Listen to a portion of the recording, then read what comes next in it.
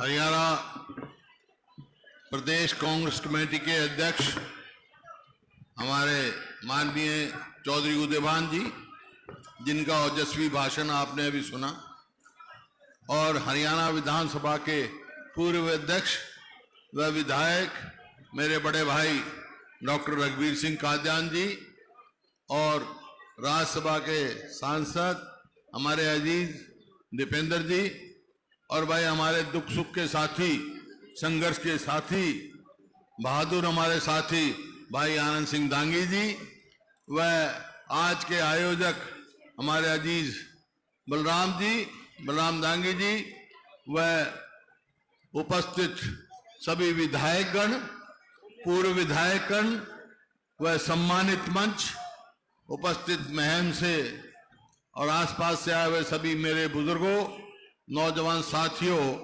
मातृशक्ति और प्यारे बच्चों व साथियों, देखिए आप बहुत देर से बैठे हैं और मेरे पास भी बार बार टेलीफोन आ रहा है जहां मेरे को पहुंचना है।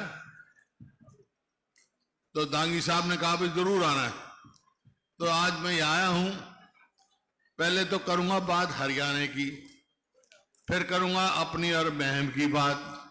5-7 मिनट में अपनी बात खत्म करूंगा। देखो, बातें तो जहां तक है सभी बता दी, पूर्व वक्ताओं ने, उदयभान जी ने, अजीज दीपेंद्र ने, दांगी साहब ने सारी महम के बारे में बता दी, सारी बातें आ गई आप। मेरे को तो दिल में एक टीस है भाई कि मेरा हरियाणा जो 2014 में प्रति व्यक्ति आय में, प्रति व्यक्ति निवेश में, नौकरी देने में, कानून व्यवस्था में, खेल और खिलाड़ियों में पूरे देश में नंबर 1 था। आज इनकी सरकार बनने के बाद 9.5 साल के बाद हम किस चीज में नंबर है भाई? नंबर 1 हैं। ये मैं नहीं कह रहा, सरकारी आंकड़े हैं ये। आज हरियाणा पूरे देश में बेरोजगारी में नंबर 1, आज हरियाणा महंगाई में सबसे ऊपर है, आज हरियाणा अपराध में तो यहां तक पहुंच गया, एक सोशल प्रोग्रेसिव इंडेक्स होता है, सरकारी आंकड़े इकट्ठे करवाते हैं, उसमें कहा गया है कि हरियाणा पूरे देश में सबसे ज्यादा असुरक्षित प्रदेश है। हमारी बहन बेटियों की इज्जत नहीं। और भाई खेल खिलाड़ियों को देख लिया आपने, खेल खिलाड़ियों को देख लिया, हमारी बेटियों को किस तरह, पहलवान बेटियों को जंतर मंतर में घसीटा गया। आज वो खेल नीति बदल दी गई, जो हरियाणा की पहचान थी। पहचान तो हरियाणा की 3 ही थी ना, जय जवान, जय किसान और जय पहलवान। वो पहलवानों की बात देख लिया क्या किया, यही पहचान है हमारी। तो ये आज उस बात की मेरे को टीस है कि हम कहां से कहां पहुंच गए। तो आज समय है बदलाव का, आज करवट ले रहा है, चुनाव आ गया और ये कुदरती बात हुई कि आज जो है यहां जलसा था, कल चुनाव की तिथि डिक्लेयर की गई और आचार संहिता लग गई। बहुत बातें कह सकते, खैर लंबी बात नहीं कहना चाहता। मैं ये कहना चाहता हूं, ये बात आपसे आए हम, सरकार को बदलो। हरियाणा में सरकार कैसे बदलेगी? पहले पार्लियामेंट में कांग्रेस जिताओ, फिर हरियाणा में जिताओगे, जब तो बदलेगी सरकार। तो आपसे पूछ सकते हैं, या महम की भूमि पे कह के जा रहा हूं, और जो मैं कहता हूं कहते हैं वो करते हैं। आपसे पूछ सकते हैं, भाई अच्छा सरकार तो हम बदल देंगे, ये बताओ थारी सरकार आ गई तो क्या करोगे? तो मैं 5-6 बात कह के जा रहा हूं, और तो बातें बाद में आएगी हमारे घोषणा पत्र, लेकिन 5-6 बात कह के जा रहा हूं। बाकी काफी कुछ उदयभान जी ने बता दिया। तो हमारी सरकार आएगी तो भाई क्या करेंगे हम? भाई हमारी सरकार आते ही जो बुजुर्गों की पेंशन है वो 6,000 रुपए महीना बुढ़े का और 6,000 रुपए महीना बुढ़िया का, घर में 12,000।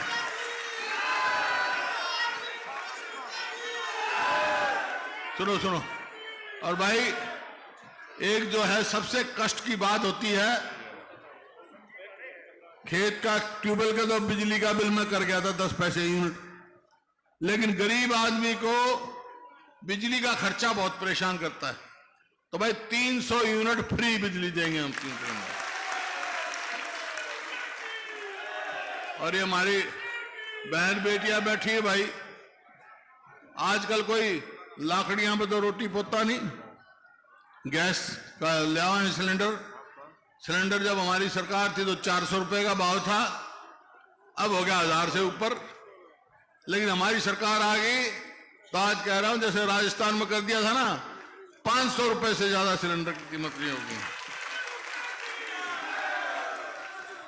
और इस सरकार ने, हरियाणा सरकार ने 2 लाख जो पक्की नौकरी खाली छोड़ रखी, लगाए नहीं, वो एक और बना रखा है कौशल रोजगार निगम, उसमें ना रिजर्वेशन, ना पक्की, ना पेंशन।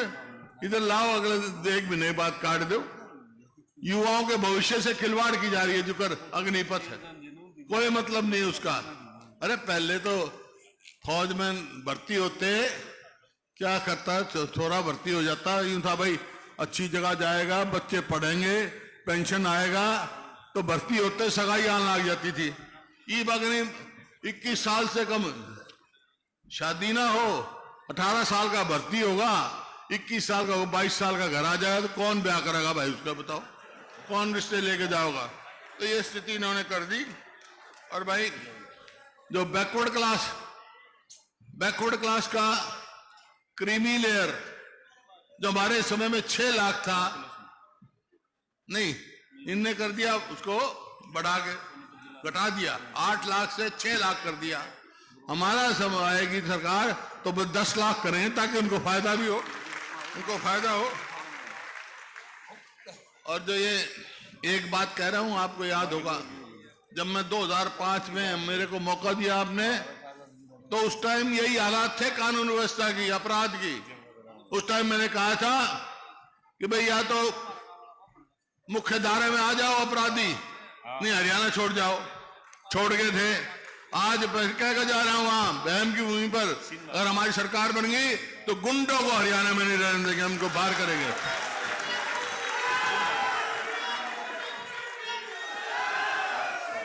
और ये पोर्टल चला रखे हैं, मेरी फसल मेरा ब्यौरा।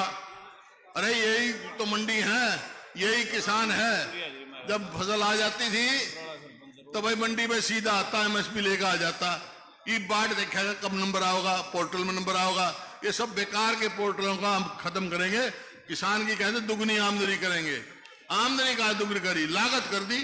क्या भाव डीजल का था उस टाइम, क्या भाव खाद का था, क्या भाव आज कीटनाशक दवाइयों का है, लागत तो दुगनी कर दी, आमदनी कहां से दुगनी होगी। तो ये है भाई। और गरीब आदमी के 100-100 गज के प्लॉट दिए थे हमने, 4 लाख के करीब। एक किसी को मिला हो तो बता दो 9-9.5 साल में, तो भाई वो फिर 100-100 गज के प्लॉट देना शुरू करेंगे, हम वो लागू करेंगे हैं। हाँ। और कर्मचारियों का ओल्ड पेंशन लागू स्कीम करेंगे कर्मचारियों के लिए। और गरीब आदमियों को मकान बनाने का भी काम हम करेंगे भाई।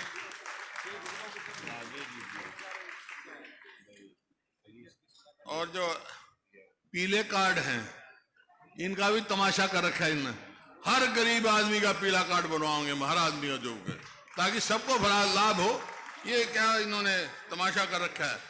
और भाई खिलाड़ियों का पदक लाओ, पद पाओ, वो नीति चालू कराएंगे ताकि हमारे बच्चों का भविष्य बढ़े, आगे बढ़े, पक्की नौकरी दे।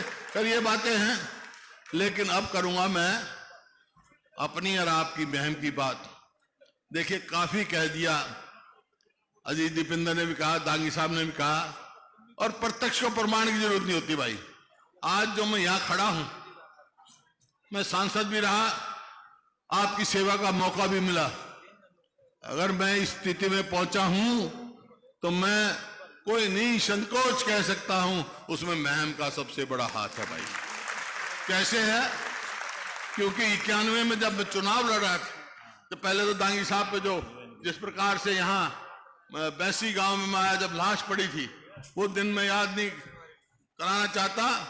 मेरे को तकलीफ थी उस टाइम, इतनी जाति हो रही है। तो खैर चुनाव आया 91 का, मेरे से राजीव गांधी जी ने पूछा। उससे पहले जब महम का हुआ तो एक बात बताना चाहता हूं कि आज कांग्रेस के नेता है राहुल गांधी। उस समय राजीव गांधी आए थे, इनके पिताजी और राहुल गांधी साथ थे। उन्हें देखा महम में क्या हुआ था। बात तो ठीक है। तो ये सब मालूम है, प्रत्यक्ष को प्रमाण की जरूरत होती। तो मैं तो ये कह रहा हूं भाई, 91 का चुनाव आया तो इस वास्ते मैं कह रहा हूं, उसमें सबसे बड़ी जीत महम हल्के ने दिवाई थी मेरी, और वही कारण जीत का बना था भाई, वही कारण जीत का बन गया। तो आज फिर वही मौका आ रहा है। आप में शक्ति है, बदलाव की शक्ति है आप में, वही समय आया है। अगर आप चाहते हो कि आपका भविष्य हो, उज्जवल हो, आगे जाए, तो भाई एक बात कह के जा रहा हूं मैं, ये चुनाव आएगा पहले पार्लियामेंट का, बाद में असेंबली का आएगा। असेंबली में जब बात बनेगी जब पार्लियामेंट में जीत जाओगे, समझे नहीं, अपनी सरकार बनानी। तो एक बात कह के जा रहा हूं मैं, अभी कोई चर्चा थी यहां से, शायद दांगी साहब ने कहा हो कि महम की इज्जत जब रहेगी जब कलोई से भी ज्यादा वोटों से जिताओगे आप दीपेंद्र को, ये थी ना बात। तो भाई एक बात सुन लो, पिछली बार 19 के चुनाव में कलोई ने मेरे को, कलोई से मैं 70,000 वोटों से जीता था, पूरे हरियाणा में सबसे ज्यादा। तो भाई इनके महम अजीत दीपेंद्र को, यहां से कांग्रेस के उम्मीदवार जो दीपेंद्र जी को कितनी वोटों से जिताओगे भाई तुम? 1 लाख से। तो 1 लाख से जीत जाओ, जिता दियो भाई यहां से। उसका 1 लाख से कैसे जीतेंगे आप? जब जीतोगे हर बूथ पर हर वोट पड़े और वोट की परसेंटेज 90% आएगी तो जीतोगे आप। वोट डालनी है आपने हर बूथ पे। तो एक बात सुन लो भाई, 1 लाख से यहां जिता दियो, फिर आगे जो है असेंबली के चुनाव आएंगे। एक बात मैं कह के जा रहा हूं, पार्लियामेंट में 1 लाख से जिता दियो मैम, और भाई फिर विधानसभा में जा दियो, तो हम क्या करेंगे भाई, थारी सरकार मैं बनवा दूंगा, ये बात पक्की। तुम मंजूर है, टक्कर लेने तैयार हो तो मैं भी तैयार हूं भाई। हो जा, हाथ खड़े करके बताओ तैयार हूं। बहुत